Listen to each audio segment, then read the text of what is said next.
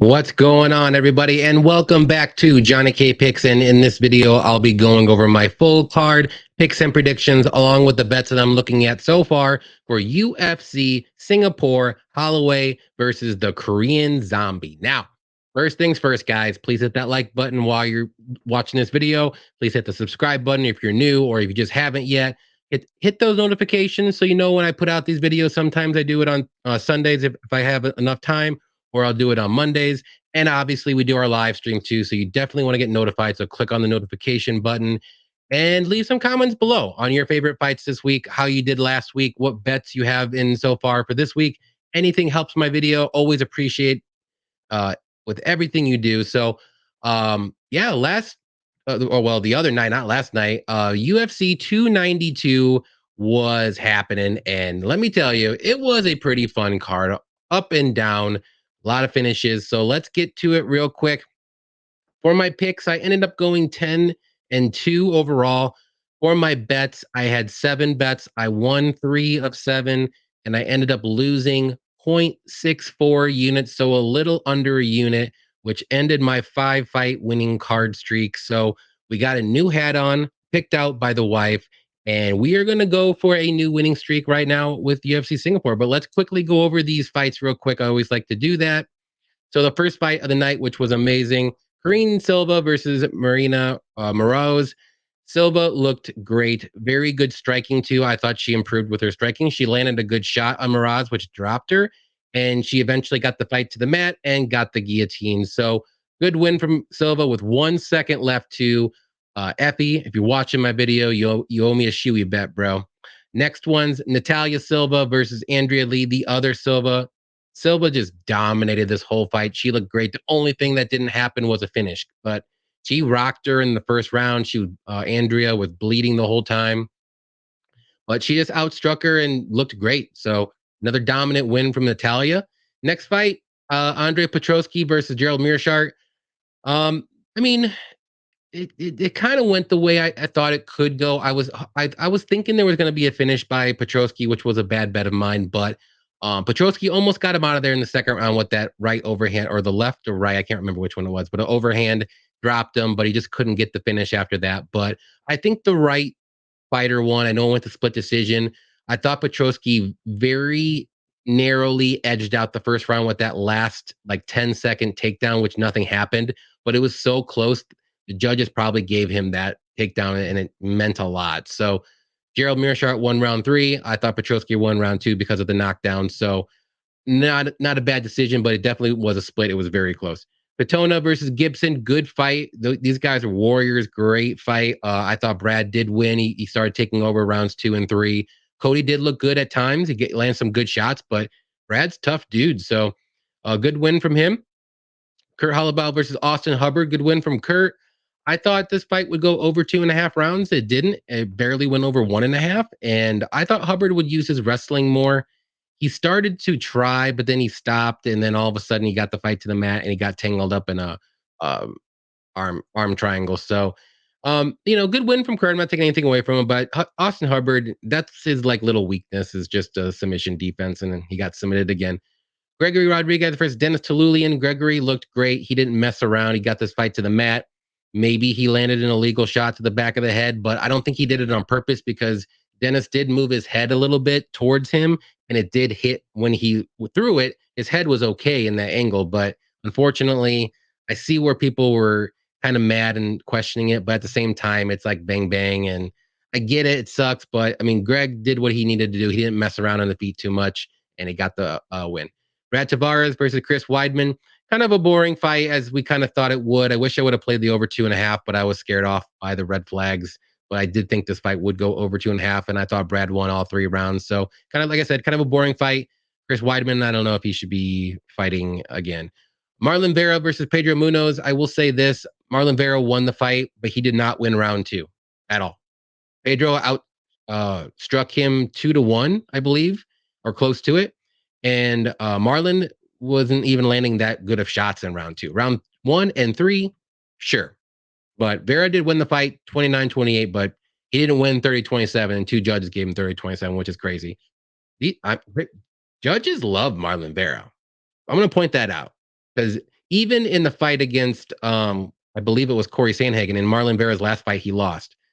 He didn't win 3 rounds for a 48-47. There's no way. One judge gave him a 48-47. He didn't win 3 rounds. He barely won 1 round. So judges love him. So something to think about. Marlon Batista versus Damon Blackshear. Very good fight early on, but you can see Blackshear start fading as the fight went on. I actually live bet Mario after the first round, not tracked or anything, just a fun bet. And I got him at plus 150 and he ended up hitting. So very close fight though. I did think Mario won rounds 2 and 3. Next fight, Gary versus Magny. Everybody knew Gary was going to win. Magny didn't look good out there at all. He's looking worse and worse and worse. I know it was a short notice fight and Ian Gary's good, but man, he's looking his age. He's 36 years old. He's been in a lot of wars. He's been fighting forever. And he's tough. I'll give you that. He's very tough and he'll stick with you as long as he can. But when he's fighting someone with very good striking or very good grappling, one or the other or both, he's going to lose every time. Wei Li versus Amanda Lemos. Very impressive win from Wei Li. I liked her wrestling in this. She needed to do it. She escaped some of those guillotine chokes and ninja chokes and all that stuff from Amanda. Rocked her once even and took her or knocked her down. So Wei Li's good. I don't understand why anyone was picking Lemos. There is no way she was going to win this fight unless it was a lucky first round knockout, which didn't even happen or come close. So great win from Wei Li. The only thing was missing was a finish. I thought she was going to be able to get a finish, but she did not. Next one was the main event, which was a crazy one. Sean O'Malley versus Aljo. Why'd you do me like that, Aljo? Why'd you do me like that? My night was riding on you. I had 2 bets left to keep the streak going. I needed the fight to get to round 3, and I needed you to win. What did you do for me? You got knocked out. But great win from Sean. I don't think it was an early stoppage. O'Malley landed like 5 or 6 ground and pound shots in a row, and Sterling just didn't even defend. I know he turned over and tried to get up what that he said, but I think it was a good stoppage. It wasn't early, but good fight. Sean O'Malley is a champion. I didn't think he was going to win, I'll be honest. And I thought it was going to take him a little bit longer, but he's going to have a tough defend his titles against about 2 or 3 very good guys coming up to get that belt. So enjoy it now, Sean. You're in for a long ride. Not to be mean, but he's got some tough competition coming up. And like I said, for my bets, I won the under 2.5 in the Korean Silva fight. Petrosky inside the distance bet was not a good bet, but I was looking at that bet the whole week, and my gut told me to do it, and my gut was wrong this time. It's okay. Rodriguez and Korean Silva parlay hit. I had the under 4.5 in the Wei Li fight and the Munoz plus 3.5 spread, which both missed, even though I think Munoz did win 1 round. It's okay. Hubbard and fight to start round 3. I lost that because of O'Malley getting a knockout. Thanks, O'Malley. Gary, Natalia Silva and Wei Li parlay hit. That was a good one. And then Sterling lost me the last parlay. So like I said, if one of those 2 bets at the end hit, I would have came out ahead, but both lost and I barely ended up losing. So I'm not mad about my bets. I mean, maybe the Petrosky inside the distance bet, I'll be honest. But other than that, I liked all my bets and all my reads, and it's all good. But all right, let's get to what you guys came here for. Holloway versus the Korean Zombie. Let's go all the way down here. This is going to be a fun card. So we got Sungwoo Choi versus Jorino Errens. We got Choi at 10 and 6, 30 years old, 6 foot with a 74.5-inch reach. And Errens is 13, 4 and 1, 28 years old, 5'11 with a 73-inch reach. So we get to my notes. So Choi, very good striking, good boxing. He's got a good jab, good 1-2s down the middle. He's got good leg kicks as well. He's a little hittable at times, especially as of late. He got knocked out by Trezano. He did not look good in that fight. Culibao was touching him up a little bit. He got knocked down, I think, once there too. And Alex Caceres looked very good against him too. Actually, no, I lied. Choi was doing very good until he got rear naked choked on that fight. So, but yeah, he can grapple at times, but he doesn't really grapple that much. He can use a little bit of wrestling, but he doesn't really do that too much unless he's in trouble or he gets rocked. So he's mainly just going to be a striker. And durability for me, a little concerning. Errens, solid striking as well. He likes to push forward. He's got decent power in his hands. He's got decent kicks as well. He's durable, good cardio, solid takedown defense, and he's another one of those guys that just doesn't wrestle. He's mainly going to be a striker. So this is going to be pretty much a striking fight. And I do think the line is a little bit wide here. That's just me. I feel more confident betting on Jarno Errens, and actually, I think I'm going to end up picking him. I do think this is going to be a very close fight. Is there going to be a finish? If there is, I think it's going to be on the Errens side. I think he can be able. I think he'll be able to knock down Choi at least once in this fight, and that could steal him around. And I mean, Choi's been knocked down like 4 times in his last 2 fights, so I'm questioning that chin now, and it's something you kind of want trust in the fighter when you're picking him and especially betting. So if Choi was the underdog, I would probably like Choi more. But I think this will be a very close fight one way or another. So give me Errens to win. I'm gonna say he wins by decision, but it wouldn't shock me if it's like a second or third round knockout. Um, I think this is gonna be a close fight. But like I said, the line to me, it looks a little funky. I don't know who would be paying minus 200 range for Choi after his last 3 performances, let's be honest. And actually, Errens looked pretty good against Gomez in that fight almost a year ago. So that was a very close fight. I think Gomez is better than Choi. That's just me. Next one we got is going to be Liang versus JJ Aldrich. We got Liang, 19-6, 27 years old, 5'5", with a 67-inch reach, and JJ is 11-6, 30 years old, 5'5", with a 67.5-inch reach. So Liang is a solid wrestler. She's got okay takedowns. Her problem is this. She's very, very, very aggressive to a fault. She goes for that takedown immediately and she keeps going and keep going until she gets caught or she gasses out. But she's very good on the mat if she can get the fight to the mat. Her striking, very wild on the feet. Her cardio, definitely, like I said, is a red flag. And she really hasn't beaten the best competition. She's beating these girls that are 0-0, 2-0, 2-2. Those are her recent fights until she got in the UFC, guys. 0-0, 2-0, 2-2. And then she went to the UFC and fought okay competition, and she lost bad. Let's put it that way. And then we got another fighter here with JJ Aldrich, who is someone you can kind of not trust, but she is a solid striker. She's got good takedown defense. She can wrestle if need be. I don't think she'll want to, at least early on. Her decision making / fight IQ is a little questionable. Her last fight was very interesting, if you want to say, with Lipsky, but she's solid. She's durable, decent cardio. Yeah, like I said, both fighters here are not ones you want to trust, and you do not want to trust JJ Aldrich at minus 600. Don't be that guy, guys. Don't do it. I know it looks tempting, and she should win this fight probably 8 out of 10 times, but there's a chance that Liang could win this fight. Do not parlay Aldrich. But my pick is going to be Aldrich.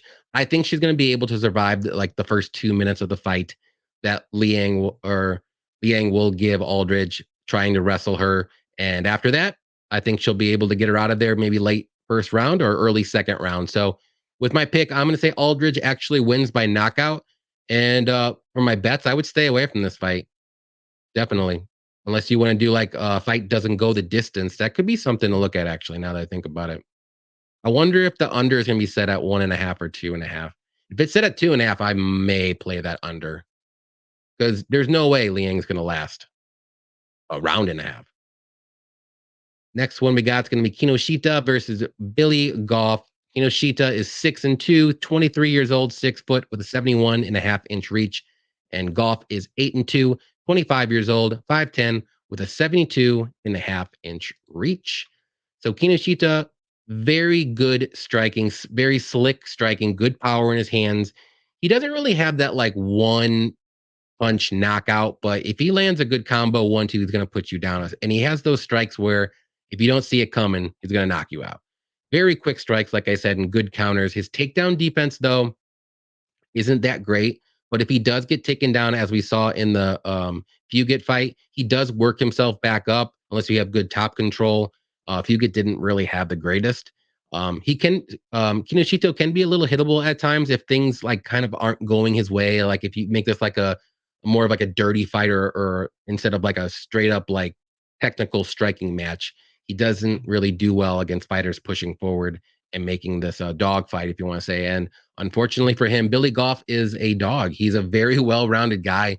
He's got good striking. He's got power in his hands. He's got good wrestling, good takedowns. His cardio is good. He's very durable. He got rocked in his last fight on Dana White Contender Series. He got back up and he got the knockout. Yeah, this is going to be a fun fight, but I'm going to go with Billy Goff here. I think, like what I said earlier, if you're going to beat Kinoshita at this stage in his career, you have to make this a dog fight. And this guy is a dog and he's an underdog. And so when you have a fighter who's a dog who's going to fight for your money and he's an underdog, you bet that guy. And I actually have a bet on Billy Goff. I think he's going to be able to win this fight. He's kind of like a, Cody Durden guy.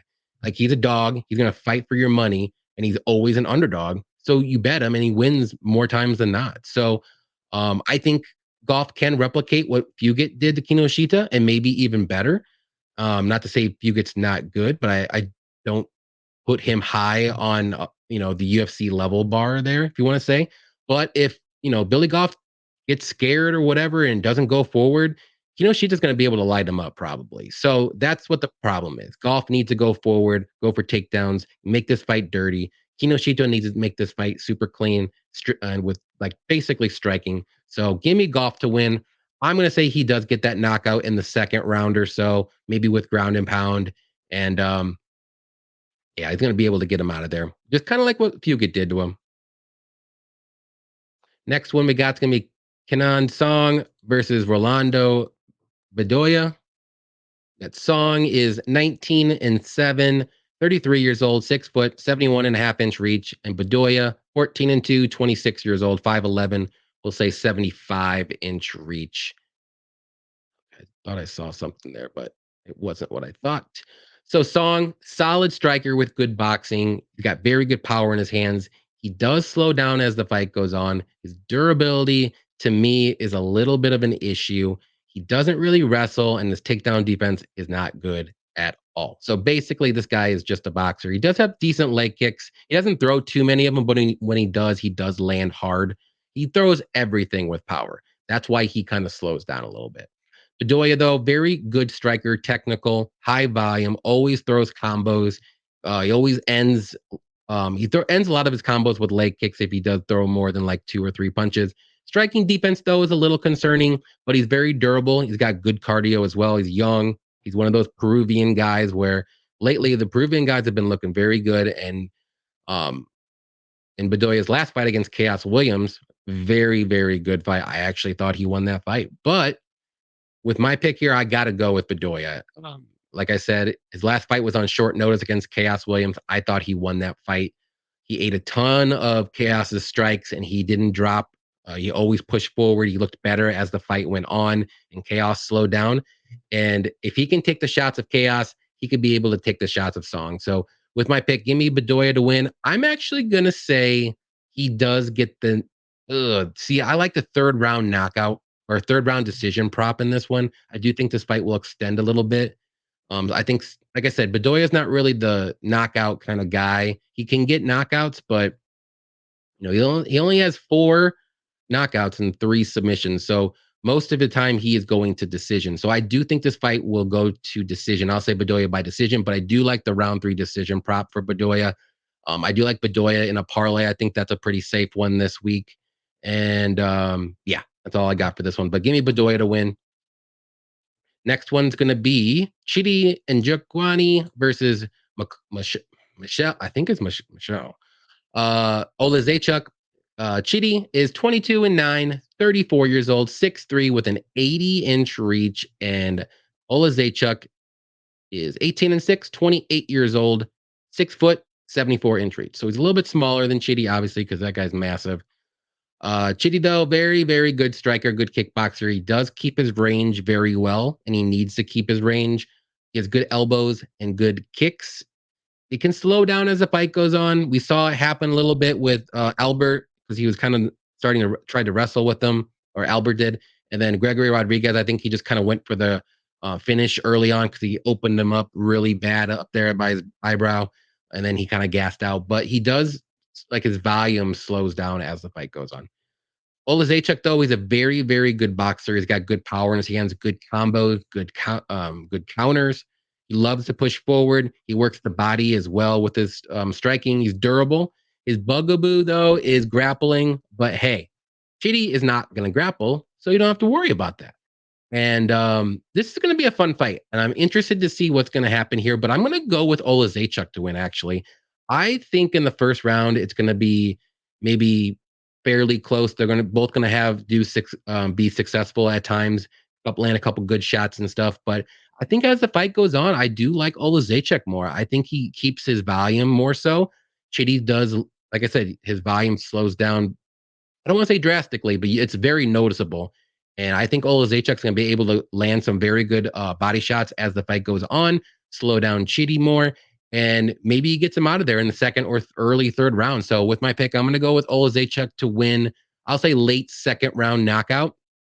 Also, too, Chidi's been knocked out 4 times and been submitted 3 times. So it's not like he's super durable. Oleksiejczuk, like I said, his bugaboo, he's only been knocked out once, but 4 submission losses. So he doesn't have to worry about grappling here. So, like I said, I'm going to say Oleksiejczuk gets a late second round knockout. And for my bets, I would look at Oleksiejczuk, just money line. It's close to a pick 'em. I don't blame anybody for picking anyone here, but like I said, I like Oleksiejczuk a little bit more. You can look at the under. I think both guys are going to go for it.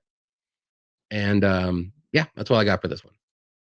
Next one is going to be Tashiyomi Kazama versus Garrett Armfield. Dang. Kazama is 10-3, 26 years old, 5'7", 69-inch reach. And Armfield is 8-3, 26 years old, 5'6", with a 70-inch reach. So Kazama is a very good grappler. He's got very good submissions. His striking isn't the greatest on the feet. He's mainly a grappler. He wants to get this fight to the mat, but he's got very good reversals. He's good scrambles. His takedowns are just okay. Doesn't really have the greatest wrestling either, but durability on the feet is a little bit of an issue. I know his last fight against Nakamura was very quick, but that guy's a monster. We'll get to that later, though. Armfield, though, solid striker. He can wrestle but he usually stays on the feet. He's got okay power. He's durable, and he's has good cardio. His submission defense is a little red flag to me. So if this fight does get to the mat, he better be safe because I think Kazama will be able to get a submission. So this is kind of an easy breakdown. If this fight gets to the mat, I favor Kazama all day. But if this fight stays on the feet, I like Armfield all day. So what's going to happen? What do I think is going to happen? So to me, I keep going back and forth with this one, and I still don't even know who I want to pick, to be honest. I'm going to go with Garrett Armfield to win this one, actually. I think he's going to be able to stuff the takedowns. I don't really think Kazama has the wrestling to take him down, but I'm not saying the fight can't get to the mat. He might be able to do some kind of sneaky, to get him like a full guard or something like that, like just full guard or whatever, and then maybe he can get down that way. But if this, like I said, this fight stays on the feet, Garrett Armfield's going to win, and there's no way Kazama's going to win. So there is a chance that Armfield can be safe on top, but he's going to have to be super safe on top if he wants to go for any takedowns. So with my pick, give me Armfield to win. I'm going to say he wins by decision. And bets, I think I would just stay away from this fight. I want to see more from both these guys. We didn't really get to see too much from Kazama, which that's another little bit of a red flag for me. I know it was only like less than 30 seconds he got knocked out. And Armfield really hasn't impressed me at all. So I just think Armfield just a little bit more well-rounded. I think he'll be able to get this win. Next one's going to be Waldo Cortes-Acosta versus Lucas Brzeski. We got Cortes-Acosta is 9-1, 31 years old, 6'4", 78-inch reach. And Brzeski is 8-3-1, 31 years old, 6'4", with a 78-inch reach as well. So these guys are pretty close. Acosta, high volume striker for a heavyweight. He doesn't really have that one punch knockout power as most do, but he's got pretty decent cardio for heavyweight. He's durable, and red flag, does not check leg kicks whatsoever. He still doesn't do it, and I don't know why, but you think he would learn because his first 3 fights, there's been a lot of leg kicks on him. Brzeski, though, he has got solid striking. He can wrestle, but he really hasn't done it yet in the UFC. His takedown defense is not good at all, but I don't think he's going to have to worry too much about that here. Durability, or he's got good durability, but he does fade as the fight goes on, like after a round and a half. So to me, I got to go with Cortes-Acosta here. I think he's going to have the better striking. He's going to have more volume. He should be able to outstrike Brzeski. Also, I've noticed in some of Brzeski's fights, if somebody's pushing forward and he's on his back foot, he does not do well. He can be hittable as well on there. And he, like I said, he hasn't used his wrestling at all. He does have decent wrestling. He just hasn't shown it. And I think he's gonna. And I think if he maybe doesn't get that 1 or 2 takedowns, I think it's only gonna gas him out even more. So I like Cortes here to win. So I think this fight will go to decision. Um, the last 2 times for Brzeski went to decision. All of Lima's fights went, or Cortes-Acosta, not Lima. All of his fights went to decision in the UFC as well. So give me Cortes-Acosta to win by decision. Bets, I like Cortes money line. I think that's a pretty safe parlay piece. I know it's a lower level heavyweight fight, but I think there's a clear better fighter here, and I think that's going to be Waldo. You can look at the over as well. I think fight starts round 2, 1.5. All those overs I think will be good too. Next one, we got start of the main card: Junior Tafa versus Parker Porter. Tafa is 4-1, 26 years old, 6'3", 72-inch reach, and Porter is 14-8, 38 years old now. Wow.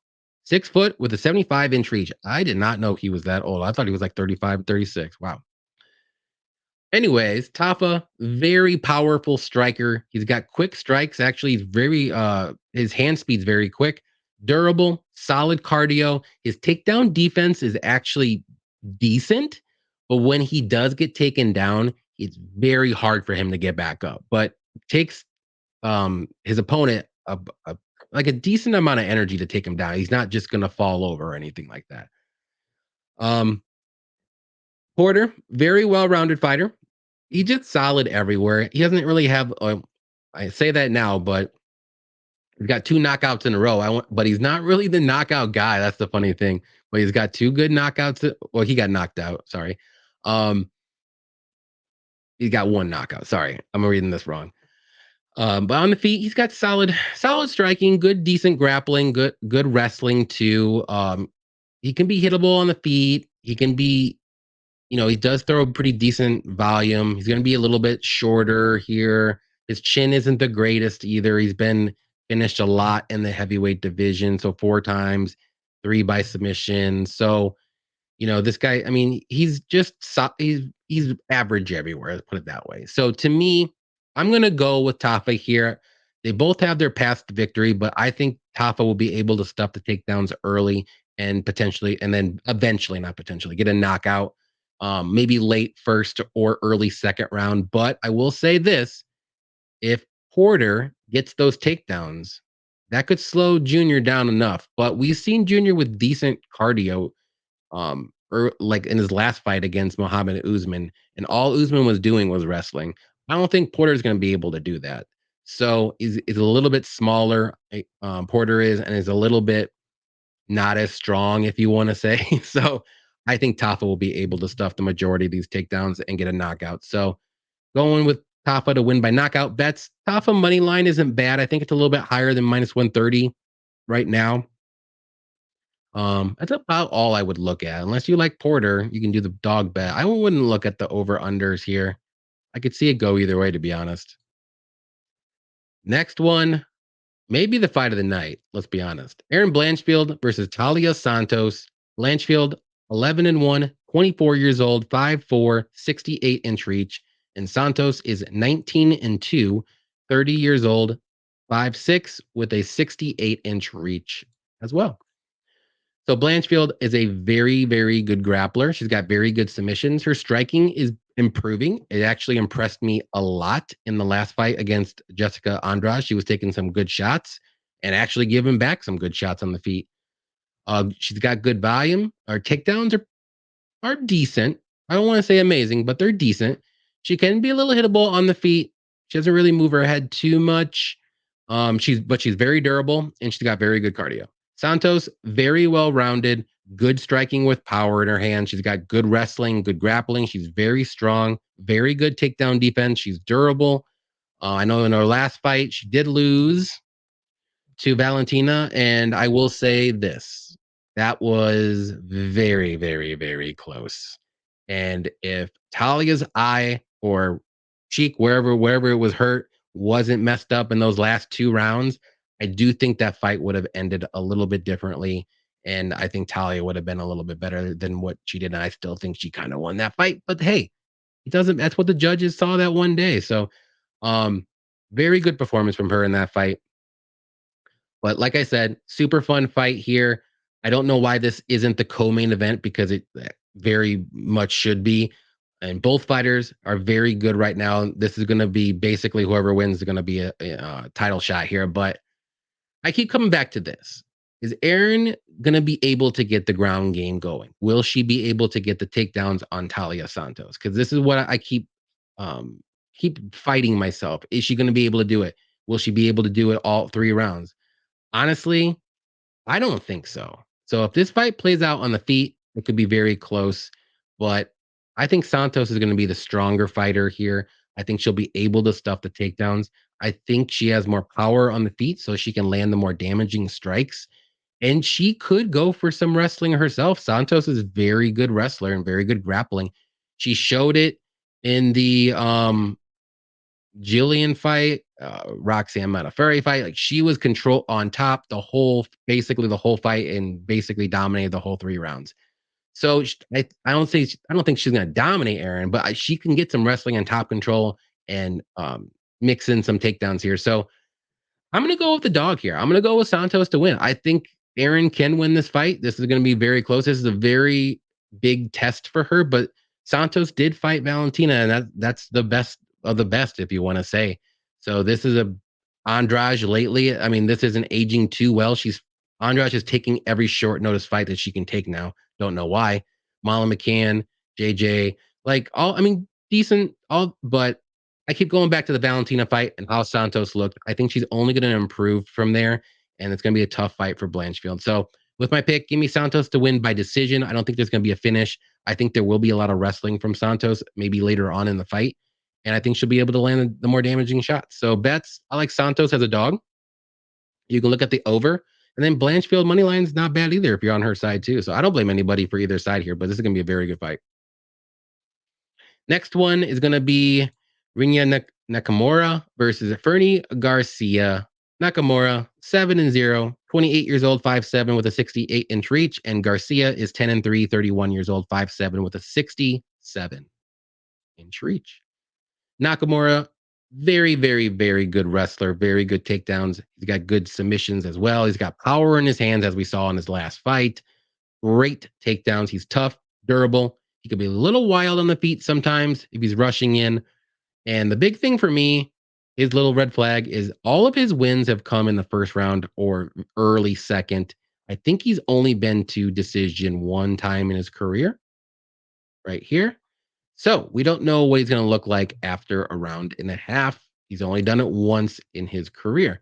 Fernie Garcia, he's a well-rounded guy. He's solid striking. He doesn't really have the biggest KO power in his hands, but he can knock you out. Takedown defense isn't amazing. He does have good grappling though. If the fight gets to the mat, he's good off his back. He's durable. He's got very good cardio. The Brady Heastand fight, like I said, this is just a very tough matchup for Garcia. I just want to put it that way. Because Brady Heastand's able to take you down all those times. This guy's going to take you down all the time. Now, does he have the cardio? That's the question to do it, because Fernie is durable, like I said, and he's tough.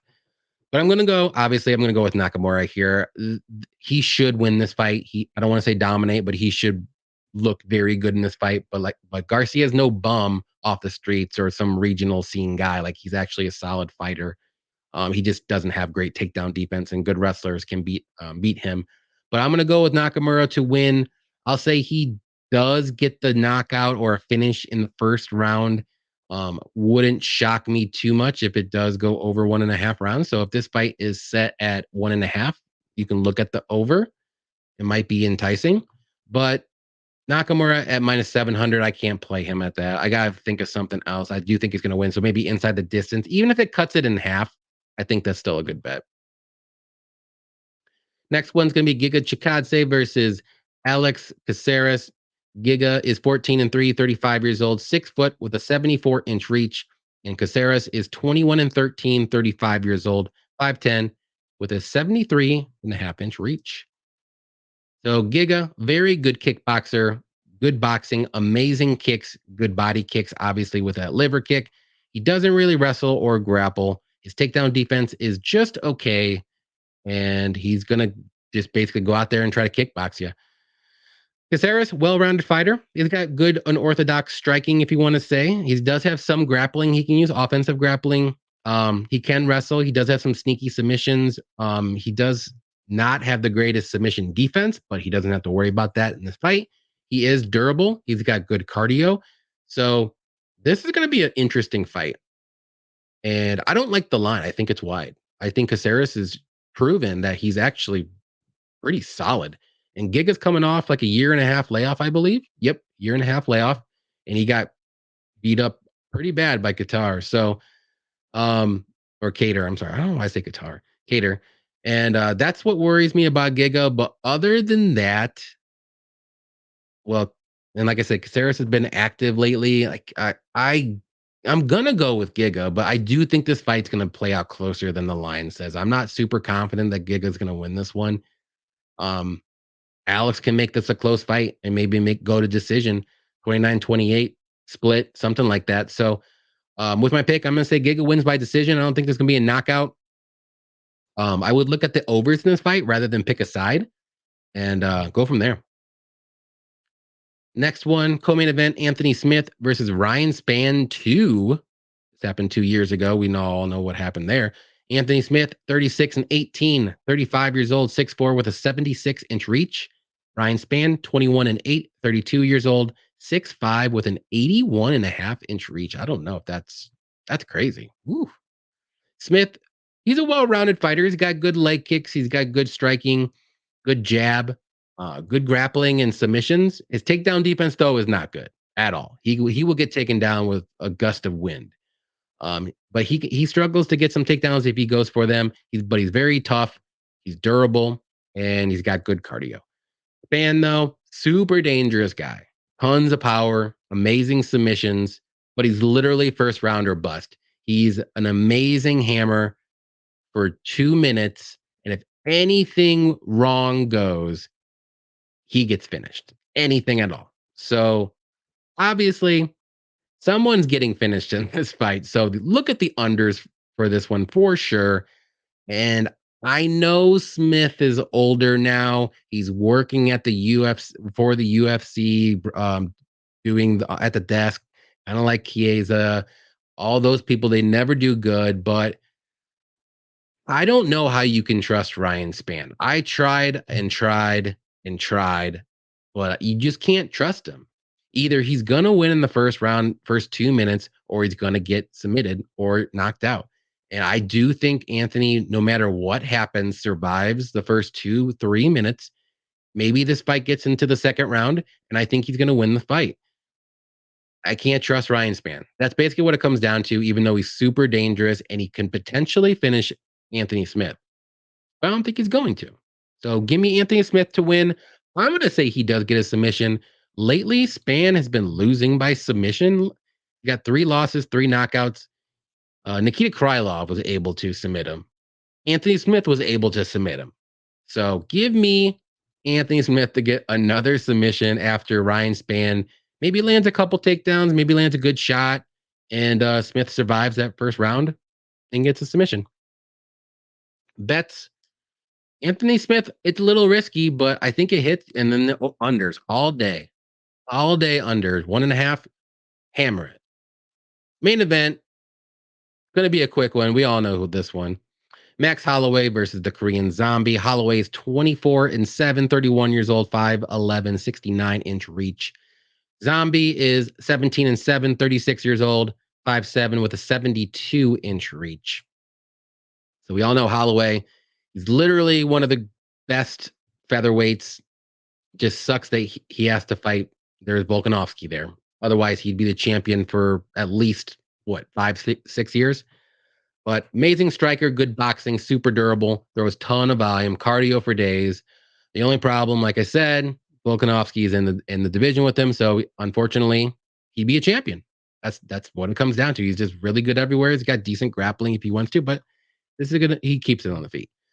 Korean Zombie, good striker too. He's pretty durable. I know lately, Volkanovski got him out of there, but he hasn't really been as active as he probably would like. He is getting up there in age. He's 36 years old. He's been in a ton of wars. The last one against Volkanovski, he looked super slow.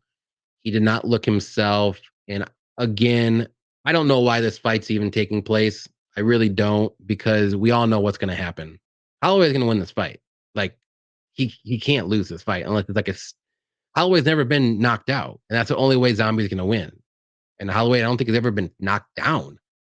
He's been submitted once, but he's never been knocked out or knocked down. So with my pick, give me Holloway. I'm not going to break this down even more. I think he's going to win this fight. Maybe late finish, kind of like what Volkanovski did in like the 4th or 5th round, or it goes to decision. I may look at not the unders. I'm sorry. I may look at the overs here. Maybe like over 2.5 or so to see if that's a good parlay piece, because I do think it will go over. Holloway doesn't have the greatest power. He just beats you by 1,000 or 4,000 cuts, if you want to say. But Holloway all day and twice on Sunday. But all right, guys, that is my breakdowns. Hopefully I did it a little bit quicker than usual, and I did not. I tried really hard, but I didn't. So thank you, everybody, for watching. I always appreciate that. Please hit that like button if you enjoyed my video. Subscribe also if you enjoyed my video, or if you just haven't yet. Leave a comment below, like I said, on your favorite fight of this card, or any of your bets, anything like that. Thursday night live show is going to be on my channel with Blood Money MMA Bets. We do that every Thursday, 6 p.m. Central, 7 p.m. Eastern time. I will be out of town for the weekend, so I will not be on Cody's live stream for the weekend. I don't know if he's going to do it Friday or Saturday, but definitely tune in on Thursday. You'll find out what he's planning on doing for the Saturday or Friday live show that we usually do as well. So, like I said, thank you everybody for watching. Always appreciate you guys. And until next time, we'll be fighting out.